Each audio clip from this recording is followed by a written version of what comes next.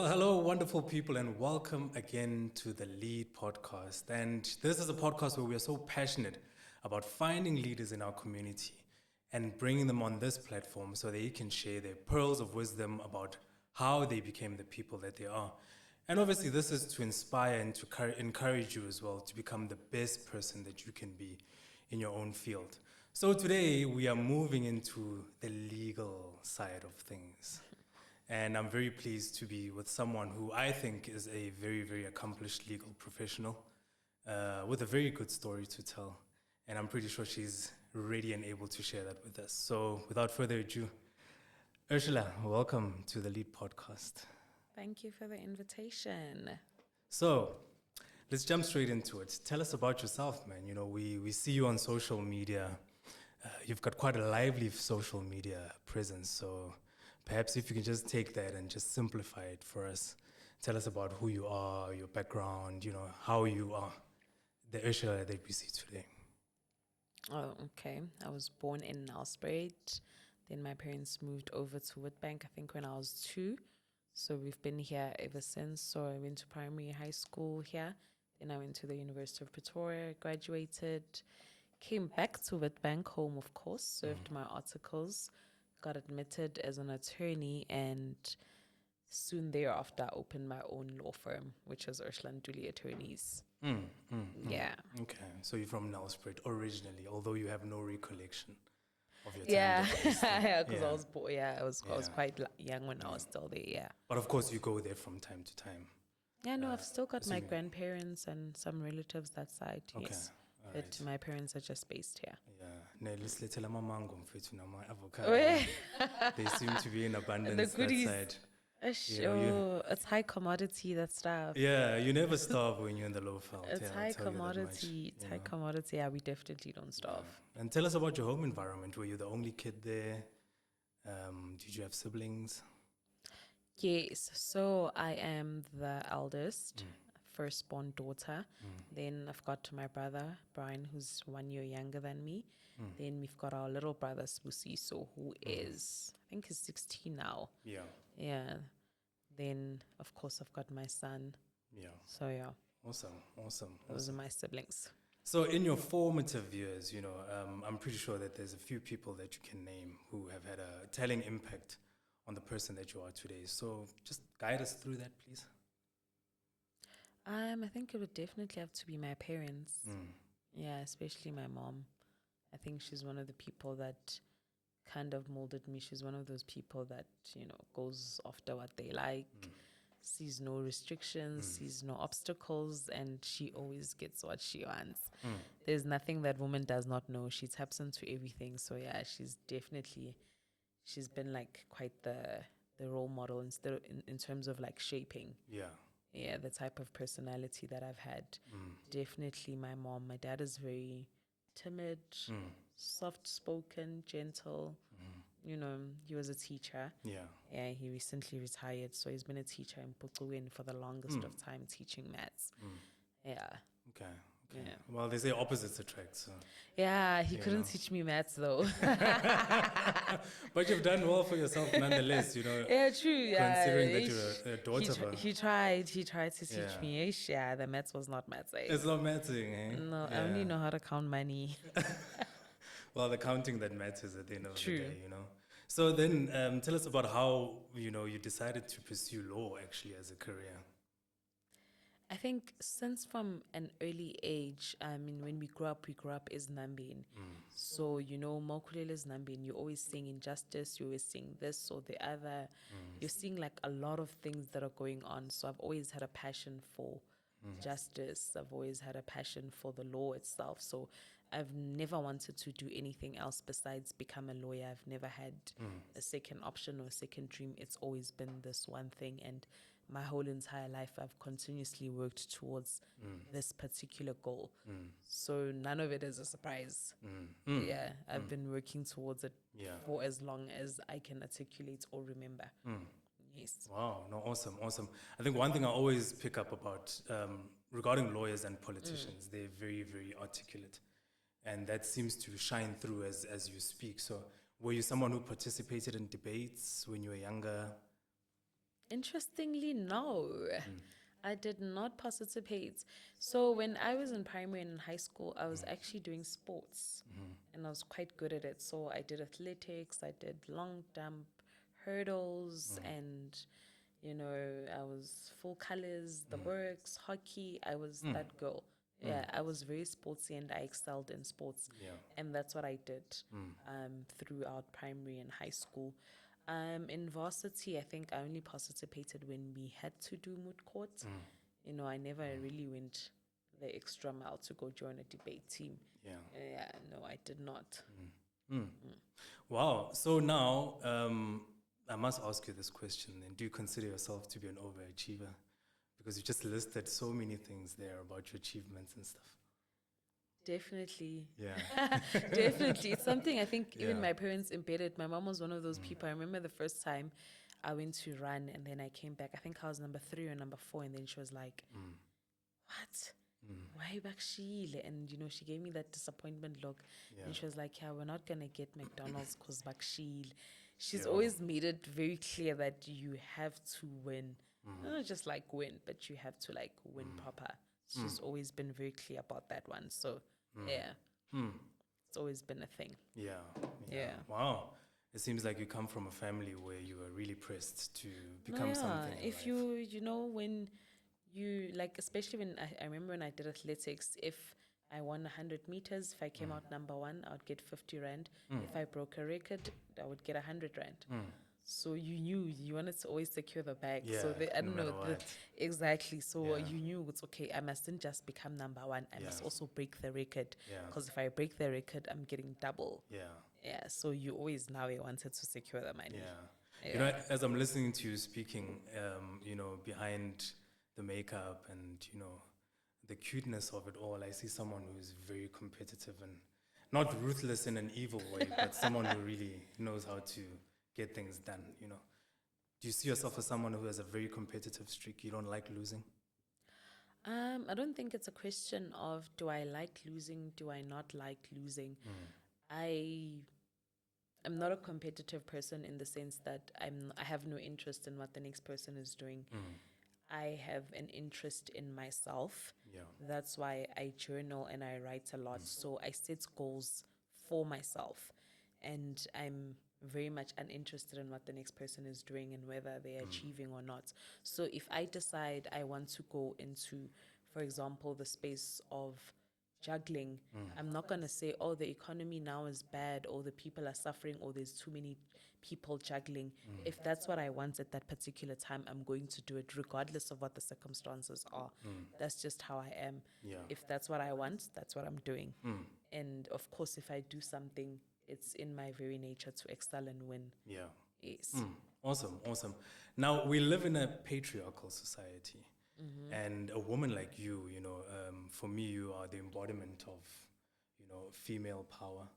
So I want to ask you then, how is that received, by men, especially in your personal and your professional life? Because obviously you get to meet a lot of men, and some men perhaps may be intimidated, some men may be accommodating. So maybe just give us perspective as someone who's occupying such a powerful space.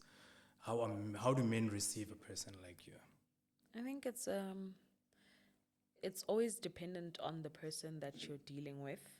I mean, you do find clients that, will want to speak to your boss and they will assume that your boss is either an older female person, or they will, for some odd reason, even though their name is Ursula, assume it's a older man, which is, and then eventually when you do explain that, no, this is it, you saw the person you needed to see. Yeah.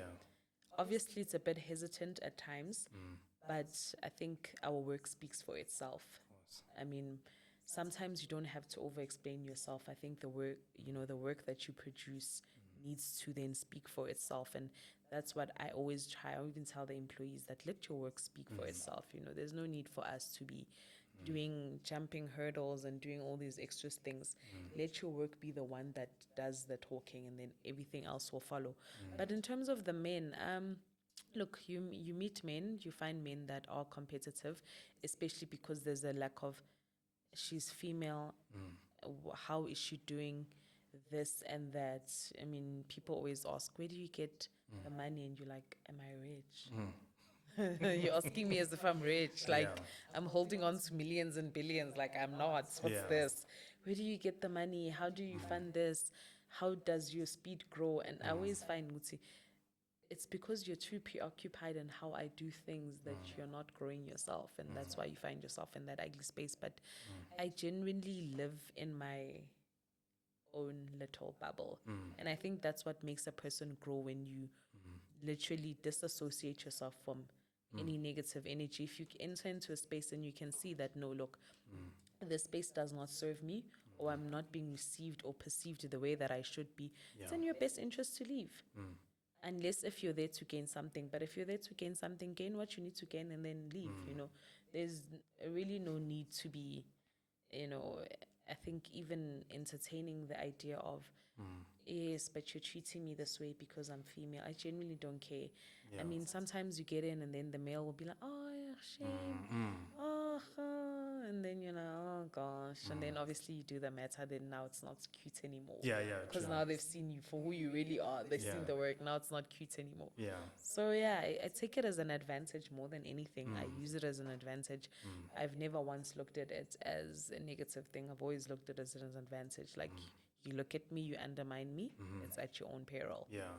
And I know some men are very daring, so perhaps my next question would then be, have you had some of them hitting on you?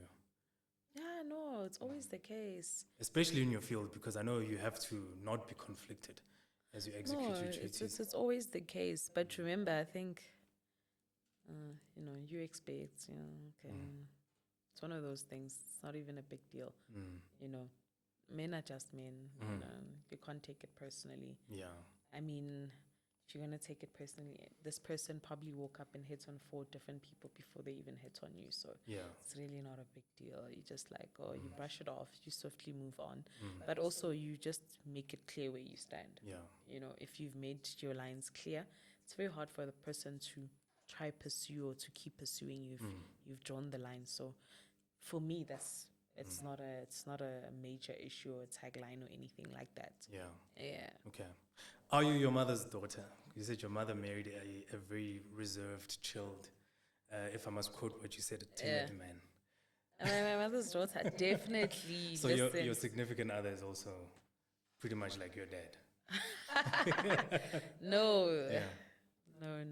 I don't have a significant other. Viewers, I hope you're listening. No. So they can do their applications. Oh, wow. No, I'm definitely my mother's daughter.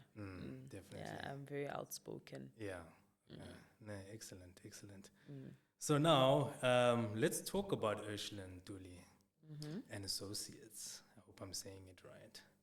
Ursula Ntuli Incorporated. Ursula Ntuli Incorporated. I think I've seen so many legal firms called Associates. Svanban and Associates. And it becomes such a common thing that you associate with legal firms. So but tell us about your firm. Like, I know at some point you were, when I first heard of you actually, many years ago, you were working for a law firm, a little bit uptown from here. That's where I first met you actually. But tell us what motivates, perhaps let me phrase it this way. What motivated you in that space to want to decide to venture into your own business? So me opening a practice, I think it's a decision that I probably took in primary. So I've been working towards that goal ever since. So when I was serving articles, I was obviously very mindful of the fact that I wanted to go open my own practice. So that's one of the major reasons why after I finished my articles, I left. And I went then to open my own practice. So it's always been something that I was always going to do, and I worked towards that goal. So it's never been a thing of, there's never been a doubt or hesitant. It's always been the end goal. And obviously going through high school, varsity, the goal has always been set. So I've always known what I'm working towards. And so I think when I was doing articles, I was even, during serving articles, I was doing my logo. I was preparing to open an office. Before I even finished writing my board exams, I had logos, started buying little small things for the office. I was preparing to go to the next chapter. So while in the process of serving articles, I'd already emotionally and mentally and spiritually migrated to opening the practice. So by the time I got admitted, I was ready to, Yeah. go. Yeah. Yeah. Sure. Now, being entrepreneurs, there's always a risk associated to it. There's always True. challenges, In fact, somebody once said, sometimes you jump off a cliff and you assemble a parachute on the way down, Because no matter how much you plan, sometimes things just don't go well. So tell us about some of the challenges of leaving the comfort of the safety zone of working for somebody else and starting your own thing. I think the biggest challenge was the first few months when we opened the practice. The sustainability of it was, yeah, no, I'm not gonna lie. It was quite a tough time. I mean, I remember there were times when I would not even have petrol money to go to the office. There were times where putting the geyser on was like, ish, yeah, no, we can't put the geyser on because it will finish the little electricity that we have. Rather just boil the water. It was quite a lot of sacrifices that were made. But I think when you know what the goal is, you are expecting to go through. Obviously you do not know the depth of the challenge that you're going to go through, but you are expecting that I'm starting a new venture. I'm unknown. I need to introduce myself to the markets. I need to introduce myself to people. I need to introduce myself to the clientele. These things take time.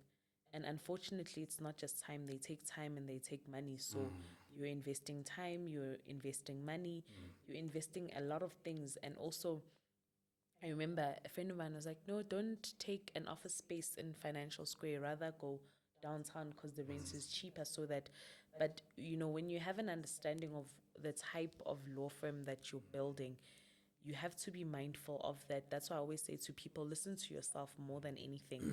Because at the end of the day, you're the only person that is able to articulate the vision to the detail. So yes, people will give you advice to say here, start here, start here, start there. But when you know what you want your clientele to look to be, you know that your clientele is not gonna park in downtown and go to one building, even if it's not the fanciest, but you need to meet them halfway. So you have to be willing to sacrifice to pay extra, and a bit of pain and suffering here and there has never hurt anyone. I think that's one element that we're all missing. That unfortunately entrepreneurship comes with pain, comes with suffering, it comes with bad months, it comes with good months. You just need to be able, when you have a good month, you need to also be mindful that you might have 3-4 months of dryness. You have to be able to manage yourself. You have to manage your finances quite well. So the beginning times were really, really tough. My niece at the time was my secretary. She obviously wasn't getting paid because I wasn't getting paid. The only thing we were working towards was paying the office. And when we knock off, we drive over to my mom's house and have dinner, shower, and then go back and sleep in my flat. And then the cycle would go on because we're not buying groceries at the time. There's no money for that. But eventually, I think after 3-4 months, we were able to get onto our feet and the business was able to then sustain us, which is something I'm internally grateful for. So the pain and suffering, I think, was all worth it. Nah. Yeah, I believe so. I'd do it again. Yeah, you would. I'd definitely do it again. I would do the no petrol. I would do the no money. I would definitely do it again. Yeah, definitely. Well, some people say you actually have your edge when you are, I wouldn't say hungry, but hungry in a sense of ukulamba, but when you still have that, like there's almost, it's either this or death kind of scenario, and the moment you get into that point of comfort and the soft life, then you start losing your edge. So is that what you're speaking into, like that, if I could characterize it, the uncertainty of it all always put you on edge and kind of brought out your A game? I'm always one to look for the next challenge. I think I'm one of those people. I think also it's a personality thing. It's within me too. I'm not, if I achieve A today, I will celebrate A today, but tomorrow I want something bigger, I want something better. That's just how I am. I've always wanted the next big thing, the next better thing. And I think that's what keeps me on edge. I keep myself on edge. It's not even necessarily about what the the financial gain is going to be, but it's about achieving something bigger and better. Every year I have to do something that will challenge me to the core. Yeah. You know, sometimes you start projects and then the projects almost end up killing you, but because, you know, that's just who you are. You're an adrenaline junkie. You know, you go for it. I think like last year when we purchased our new office, you know, we got the building, we had quite a lot of, you know, financial strains in trying to purchase it. And I remember at some points, because I had already paid the deposit, I could not go back on the deal because now I've got You've my committed. deposit in there. But now the money is not pulling together like I thought it would pull in. And in the midst of it all, and I remember thinking to myself, hey, no, yeah, here I've really done it. But in the midst of, you know, here I've really done it, you know, you're frustrated. I remember at some points I even got admitted, into hospital because my high blood shot straight to the roof. No, because it's stressing. And remember, mind you, when you're buying a property on auction, I mean, there's interest that is accruing because now I've missed my deadline. Yeah. I should have raised the money, I think it was 90 days or 120. Now I haven't raised it. Now there's that huge balance that is outstanding. And at the time, I thought I was going to get finance from the bank, and then I didn't. Now, this is now me having to raise close to $1 million upfront. Jeez. And I have to raise it in those couple of days. And there I am scrambling. The money is like, I am not coming. And as the money is not coming, the interest is like, hello, you are now over the due dates to pay. The interest is coming in. And I remember that building almost killing me. But eventually when I got it and, you know, it was secured, it was finally paid off, you know, that huge sigh of relief, you know, and then obviously, you know, you don't rest because you are yourself. You know, I always say I don't like myself sometimes. And I was like, okay, no. Despite having gone through that huge financial dip, let's start a new project. Let's actually renovate it and move into it ASAP. So I terminate my lease knowing very well that I don't even have the money to renovate because I've already used all the cash. There I am terminating my lease and I'm thinking, oh, guys, I don't know what's new. You'll make a plan. We are going. We are closing this thing because this house almost killed me. So it needs to start giving me something. So we closed. You submit your lease and you've got this house and you've got these renovations. And throughout December, this thing is giving you high blood. Bona, you're sick, you're diving in and out. But for some odd reason, I just like the adrenaline of it. You know, even now I'm like, yo, what can I do next to just push myself over the, you know, what can I engage with that is going to push me over the edge? Because remember, once I think you get it, you achieve it, you celebrate it, then you're like, now I need something else to raise my high blood to the roof. And something else to just challenge me. So yeah, I enjoy a good challenge. I'm not gonna lie. I think you're the embodiment of this saying I just said now about jumping off a cliff. And assembling a parachute on the way down, you know? As like you'll see to finish, you know? I see to finish. I like to see to finish. But there's also a great deal of faith in it, you know? Believing in yourself, but also just trusting the process, you know? And doing the actual work as well. You know, you can't just be faithful without doing the actual work of it. And that's what seems to be shining through for me. You know, but tell us about your law firm. What services do you offer? Okay, so we do a lot of conveyancing work. We do estate planning. So we don't just draft your will. We actually sit down and calculate how much it's going to cost you to die, so that we make provision for that, so that your estate is not. We don't have to liquidate or sell your assets or the bank repossess your house or your car when you die. We actually take it to the next step and find out what is it that's going to make your passing sort of seamless, because death is inevitable. You are going to die, but the question is, how are you going to die? So we plan like that. And then, of course, we register trusts, whether you want a living trust or a testamentary trust. We do that. We do a lot of contracts, civil law, family law. We do everything except RAF. We do everything except for criminal law. Okay. Yes, that's the only department we don't do. Okay, so criminal law, if my understanding is to be correct, this is where you actually go and defend someone who's done something wrong and they've been arrested and you're their defense attorney. Yeah. Oh, okay. Yeah, that's the only thing. Okay. we But don't civil work Civil we you do. Civil work we do. The only thing we just don't tamper in Yeah. is this criminal. Okay. Yeah, and I think one of the major reasons for that is I haven't had much exposure to criminal law. So, you know, the winner that I am, I'm not trying to do something I'm gonna fail at. Yeah, yeah, and I And feel you. I also don't have that interest Yeah. to learn it or to engage or immerse myself in Yeah. it. So I would rather do what we're good at. Yeah, which is focus on that. Yeah. I actually had one other question I wanted to ask you, but before that, the other question I wanted to ask, it's evading me, but we'll come back to it. Now, have you ever been in a position as a legal professional where your life has been threatened? I know you spoke about the non-criminal aspect, the civil, for lack of a better word, aspect of it doesn't really require you to interact with criminals a lot, but I think everything that has to do with the law. Humans. Yeah, there is. Well, look, I think because we deal with estates, there's always huge family disputes because a lot of the times when we get the estates, there is no will. Yeah. And there's always clashes between the families, the baby mamas, the dads, the uncles, the sisters.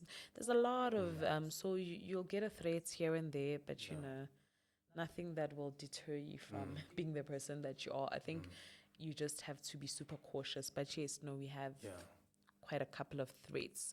I think the one thing which we never really got to the crux of whether, because I was dealing with some estate and it was getting like very violent and toxic, and the clients were getting very ugly with each other, and at some points they were trying to get ugly with us.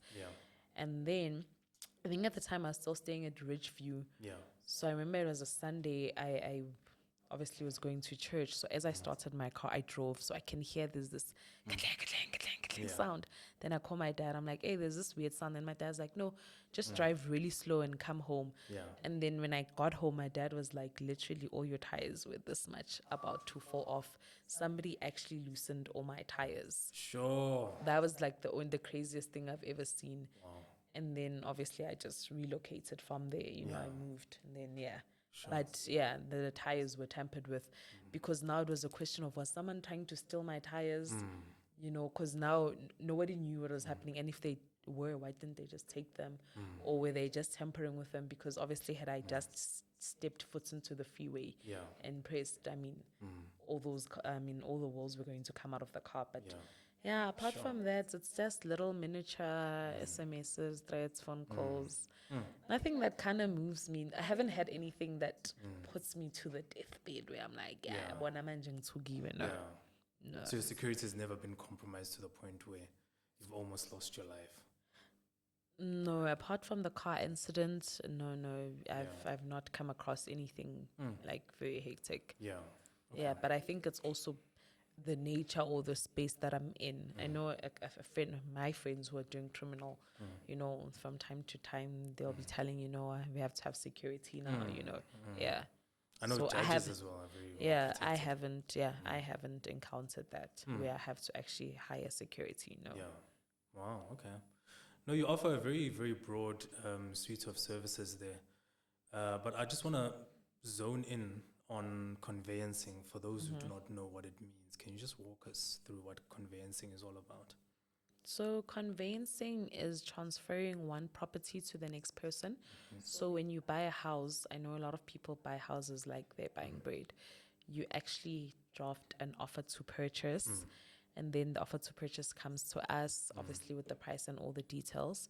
And then we draft the transfer documents to transfer it from you to the next person's name, and then obviously make sure that during that process, the municipality, body corporates, whoever is involved is not owed. So when you get the house, you get it at a clean slate. So that's what conveyancing is. It's basically just transferring property, either from a sale or whether it comes from an estate where you inherited the house. Because remember, inheriting the house does not mean it's yours until you've done the transfer. So you can inherit it, but if the transfer is never done, it essentially still belongs to the deceased. You must still do the transfer. So we also do quite a lot of estate transfers. I think the only, Those are the transfers that we usually like encounter. Well, I wish we would be those people who buy properties like it's bread. Hey? That would be very nice. People do that. I find it so strange where people be like, no, I bought this house, we paid each other, then sign affidavit, and I'm like, oh goodness, now tomorrow the person can come back and kick you out of the house because it's their house. Essentially, they still own it. Yeah, I don't know why people do that, but yeah, apparently it happens quite a lot where people just sign affidavit or they speak and then they never do the transfer. Yeah.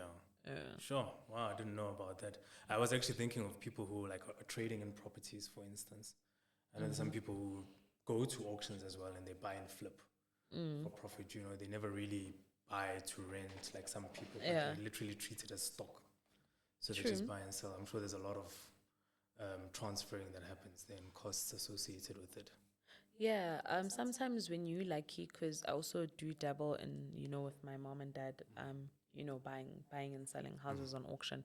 So usually after you buy the house, if you're lucky and you have a new buyer, you'll probably do like a simultaneous transfer so that it will get transferred at the deeds office on the same day to the next person. Yeah. So it will be done at one go. So that one is slightly more easy unless it's, of course, you're dealing with like a sheriff or an auctioneer who says, no, we don't allow simultaneous transfer or things like that. But Very interesting. Very interesting. And then disputes, you never go into that sort of thing, like where people are fighting for things. I'm trying to look for the term. Like eviction. Yeah, like for instance, okay, let me give you a scenario. Yeah. You do go to an auction, you get a property. Obviously, you putting down the deposit implies that you have rights, certain rights afforded to you, such as rights of occupation, right? Correct me if I'm wrong. No, so if you purchase a property on auction, ideally this is what it actually means. The deposit is you obviously securing that you're purchasing the property. Hence why when you're buying on auction, you need a deposit. You can't just say, I'm bidding for the house and I'm going to wait for a bond. You need to have the deposit, then the bond will meet you for the balance. Yeah. Okay. Yeah. So now after you pay the deposit, the house does not belong to you. Remember, the transfer still needs to be done to you. Yeah. So the risk associated to the house has not yet passed to you. Okay. It still belongs to the auctioneer or the sheriff or the previous owner, which is usually the bank. Okay. So the house does not belong to you. If you want to take occupation of it, then you would pay occupational rent, which is about 1% of the value of the property or the sale of it. So you'd pay like 1%. So who do you pay in the case of a repossessed house? Where so you would pay the person who's living in the house defaulted, the bondholder.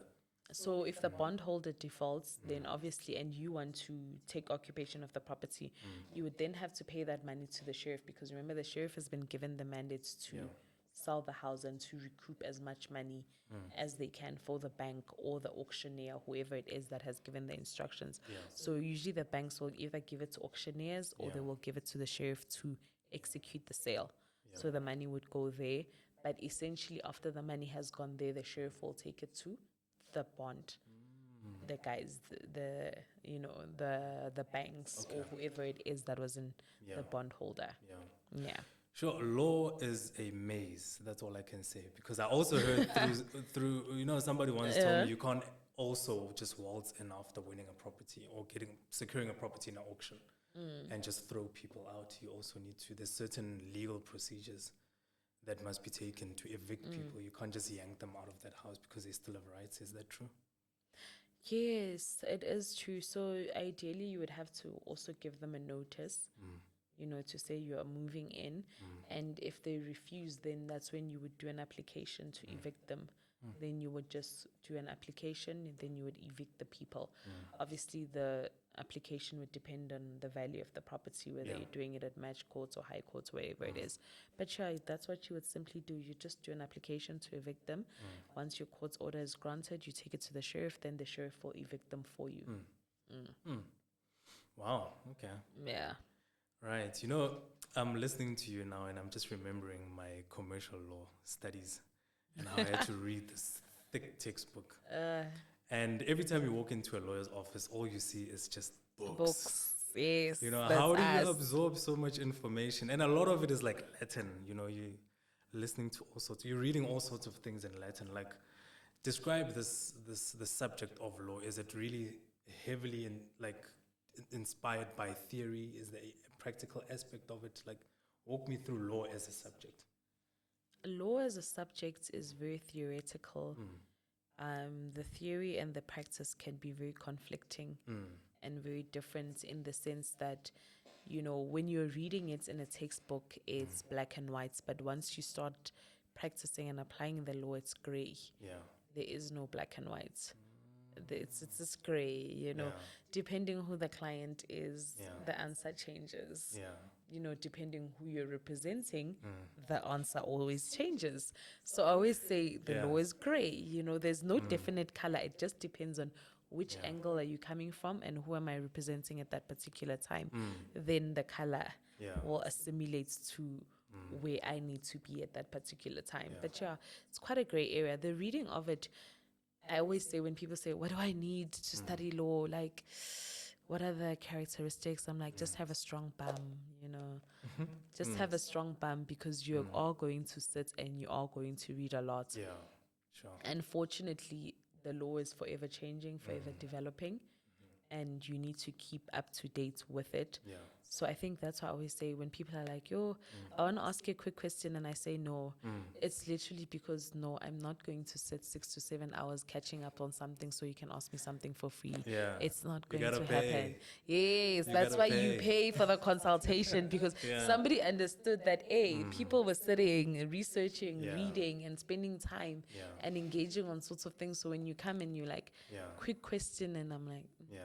no quick question, just go to the office, make an appointment, Yeah. book a consultation, and then let me give you what, because remember, I did take time and money, because remember, the books also don't fall from the sky. Yeah. The books are quite expensive. Indeed. Filling up that cabinet is It's no expensive. joke. That filling up the cabinet is expensive. Yeah. Reading on its own is another mission, because remember, you know, when people are engaging in nice things like watching TV during the week, you're not. You're reading. You're reading. Yeah, there's an extra element. There's a few sacrifices, but I think when you love what you're doing, you are happy to pay the price. You're Yeah. happy to sacrifice. Yeah. Yes. Sure. Yeah, you know, the first thing that comes to mind is all these uncles that you always see that are like advocates. You know, a lot of them are like bald here. You're like, yo, I'm sure that's all that knowledge, man, that's put there. You know, I'm thinking of guys like Abu Moses Kakane. You know, that guy is, I think, he's easily one of the best lawyers in my opinion. You know, yeah, man, you can see that a lot of these guys are quite intelligent, very well read, and really just luminaries in the legal space, especially for black people, you know. Which actually brings me to my next question. We just had a new Chief Justice who happens to be the first female Chief Justice. So I want to find out from you, with you doing law now and having your own firm, would you ever look into becoming a judge? Oh, yes, definitely. I don't think you can retire from the law. I mean, Yeah. this thing is addictive. It's quite the drug. I Yeah. don't think I mean, the adrenaline of it. I think, obviously, when, you know, the physical litigation, you know, when you're tired of that, I think I would definitely want to go into the space of becoming a judge. I think that's definitely something I want to retire on. Yeah, that's probably like the closure, the final chapter. I see a lot of people actually go towards the end of their career. Yeah, so it's a beautiful, because remember at that point you've absorbed so much knowledge, and when you're participating in the gymnastics of the law itself, I think it's even more enticing and more enchanting at that particular time. So I would definitely, it's definitely on the cards when I do when I'm done with, you know, the law firm itself.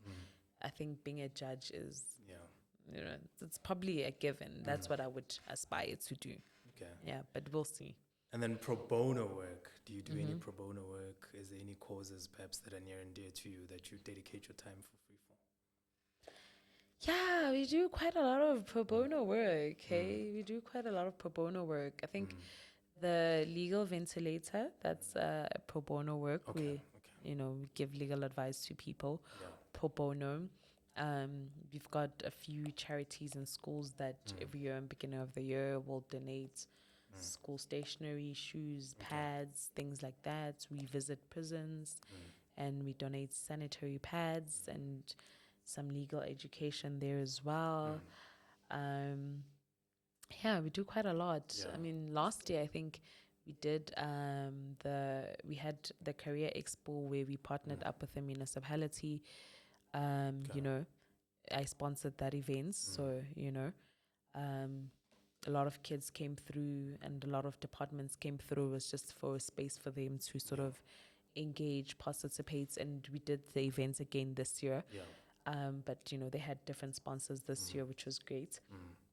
And I think the event was quite successful because every year it brings up a bigger and a better audience, and even the stakeholders this year were bigger and better. So we know that each and every year it's going to get bigger and better. And I think something that me and the youth manager have spoken in depth about, we're like, okay, no, we need to take it to the next level. You know, the first 2 years, this is what we did. We just gave the career. Why don't we take it to the next level and actually absorb a few of these learners and have them integrated into the different stakeholders that are present and are willing to participate, so that they also have an understanding? Because I think sometimes it's not a question of no ambition, but when you look at a situation and you just see darkness and gloomness, you sort of like, there's no point in going to school, there's no point in pursuing this. It's not like I'm going to be anything in life in any way. So when you have an opportunity to see what people have done with themselves and how they've created these big institutions out of nothing, I think it also amplifies you and amps you up to say, hey, there's a chance, man, at this thing at life. So next year we're going to roll out the next phase of it, where we actually take a few learners, integrate them, and walk through the journey of them from grade 8 up until matric, and to actually see where they fit in. Because I think sometimes you choose a career, but not everyone is going to be definite and articulate like, you know, A or B. Some people are not sure what they want to do. And obviously that's okay. You just need an opportunity to explore, because you get into the legal field and you decide, I actually don't even like talking. I don't like people. But you find you're good in law, you're good, your marks are good, but the industry itself is not for you. So I think it's a great opportunity that we're going to be giving the learners, where they get to circulate different departments and fields to actually get a feel of, this is my personality, this is my character, this is where I'm best fitted or best suited. So yeah, I'm excited about that specific next chapter. It's going to be quite dope. Awesome. Yeah. I'm actually glad that you spoke about some of the things that you're doing outside of the legal space. You know, tell us what else you're involved in. I know you talked about the radio station. Are there any other things that you are currently pursuing as well? With the radio station, I'm currently serving as a board member there. And then it's the legal ventilator. Then, of course, we feature on Rise FM whenever they need a legal expert there. So, yeah, those are the things we're participating in terms of the media and the radio space. Yeah. I'm with you. And then tell us what the most rewarding aspect of your job is. When you win the matter. Yeah. Nothing feels good like a good victory. Nah? Yeah. Victory is always Sweet. Victory is always sweet. In fact, victory sort of amplifies you or pushes you to the next challenge, to say, even this one we can pull a miracle out of it. Victory. I think victory it solidifies everything. Yeah. And then with one view to the future, into the future, where do you see yourself 10 years from now? 10 years from now, we should have opened a few offices. So the next thing now is to branch out. So now that we have our main office and we're finally comfortable with it, we're working on getting the machine so that it can run itself without me physically being there on a daily basis, so that we can migrate to Pretoria and go to Nelspruit, and then after that we'll see where you know the wind takes us. But we're definitely going to be opening a branch in Nelspruit and Pretoria.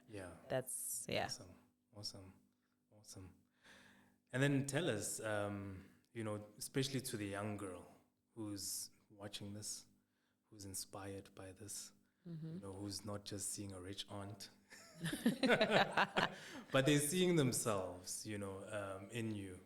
What would you say to that young girl watching today? I would say pay the sacrifice. Mm. There is no shortcut to life. Mm. There's no shortcuts, there's no easy access, there's no quick find, you actually have to pay the price to success. That's the honest and the godly truth. There is a price to pay, and you have to be willing to pay the price. You have to be willing to suffer. You have to be willing to carry your cross and get to your destination. And I think people don't like that because I think naturally as humans, we just don't like discomfort. But unfortunately, that's where the gold is. It comes with discomfort. You have to accept everything that comes with being the boss. It's all part of the package. You can't, pick and choose and say, look, I'm only willing to take what is nice or what is, you have to take everything in. And also be willing to suffer. I always tell people, in varsity, I remember there were tough times during varsity. One could have easily said, let me just find one sugar daddy and then, Live a soft life. live a soft life and then forget the end goal. Be willing to suffer. Be willing to have one meal a day as long as you get to your destination, because that's the honest truth. There is no shortcuts. And remember, if somebody else gives you something, they can take it from you. Of course. But if you have given yourself, you see, the life that I live, I always say, no one can take it away from me. Yeah. I gave myself this life. Yeah. There is no car, no house, no anything that I own that somebody gave to me. I gave myself everything that I have, and no one can take away anything that I've given to myself. And you can never take away, there can be nothing that comes in and infiltrates and takes what I've achieved. Yeah. That's your achievement. And unfortunately, the achievement comes at a price. Yeah. You have to be willing to pay the price. If you want to take the shortcuts, go the sugar daddy routes, go the slay queen routes, I mean, history repeats itself. You know where you'll end up. You have to have something. I mean, something that has a base, something that has a foundation, something that is going to be your legacy, something that is going to be your tomorrow. Yeah. I'm not saying don't have fun, but have fun at your own terms, with your own money. Have your own money, have your own finances, secure yourself, because whether we like it or not, money allows you to have the option to say what you like and don't like. If you don't have the financial resources, you don't get the option to be yourself, number one. Yeah. You don't get the option to express yourself. You also don't get the option to live the life that you want to live or be the person that you want to. Somebody else who is paying or sustaining your lifestyle will always dictate how you behave, speak, talk, dress, and adjudicate yourself. But whereas you can give yourself those things. That's the biggest thing that they be willing to pay the price. Yeah. If this was a boxing match, I think I'd be punch drunk because you were just throwing in some serious jabs, and that is some serious wisdom that you've dropped. I hope Nzwili Ninabo Indota must. The Indota must gang, I think in this time that we are living in now, there's so many opportunities for women to really express themselves and really take up their space, As society progresses, there's more of an acceptance now of women defining and occupying certain spaces. And it's such a pleasure to see someone such as yourself really just carving out her own niche. Someone who knows herself, you didn't want to operate in downtown or wherever, there was a specific ambiance, for lack of a better word, or a certain clientele that you were appealing to, and you knew what their tastes are, and you decided to focus your enterprise on that, and now you're reaping the rewards. And we're seeing the good work that you're doing in your community as well, and we just want to commend you about that. And we also just appreciate what you will continue to be doing. And I'm listening to your story and how you see yourself in the next 10 years and where you want to go. And it's growth. And that's what we sincerely hope will be happening. But before we close, I just want to ask you one last question now. With LEAD, we're a platform that's not just a talk shop. So we take it to the next step and we say, if there's anyone who's interested, for instance, in law, and they see themselves in you, we want to sit down with you and create some sort of material or a webinar format where those people can sit in and basically get some guidance on how to start their legal firm and what to look out for. So we'd like to invite you to be part of that. So I just want to find out from you if that's something that you'd want to jump on with us. No, definitely. Definitely. Yeah, can count me in. All right. Yeah. Well, there you have it, guys. Before I close, I just want to ask you if there's any social media handles or anywhere people can contact you if they want to keep in touch with you. Yes. So the firm's got a page at Ursula Ntuli Attorneys on Instagram. Yeah. My social media handle as well is Ursula Ntuli. Okay. Surprise, surprise. Yeah. And then we've also got a TikTok account, Ursula Ntuli, Ursula Ntuli Attorneys, and then the Facebook page, Ursula Ntuli and Ursula Ntuli Attorneys as well for the firm. So you can get a hold of us on our social media handles. If not, you can Google the website. You can just search Ursula, you'll find the website there. Or you can physically come to the office. We're based at number 45 Plumer Street. Yes. Well, there you have it. My cup runneth over. That's all I can say. It's such a beautiful thing to have someone coming in here and just really sharing pearls of wisdom, inspiring you, encouraging you to, do something with your life, to take those challenges head on, to, once again, I repeat, to jump off a cliff. I think that's one thing that I will definitely take from this, and assemble a parachute on the way down. As entrepreneurs, oftentimes we have to understand that there's risk always associated in everything that we do, and you have to have that appetite for risk. And sometimes things do go very well, and sometimes they don't. But I believe that one should always live better with knowing that they tried and failed than actually not trying at all. And I believe that if you try and over again, eventually you will get it right.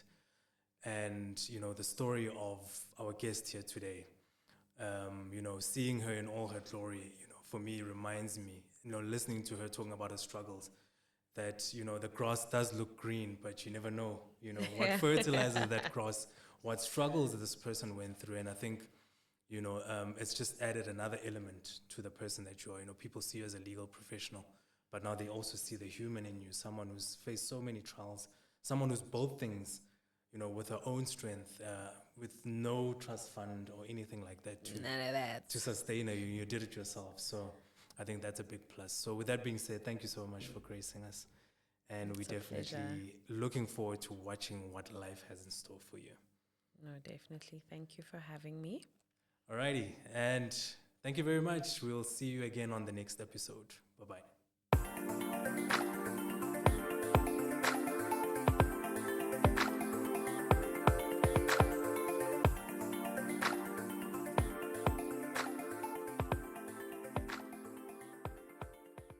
Moving Mental Pictures. Our purpose in pictures.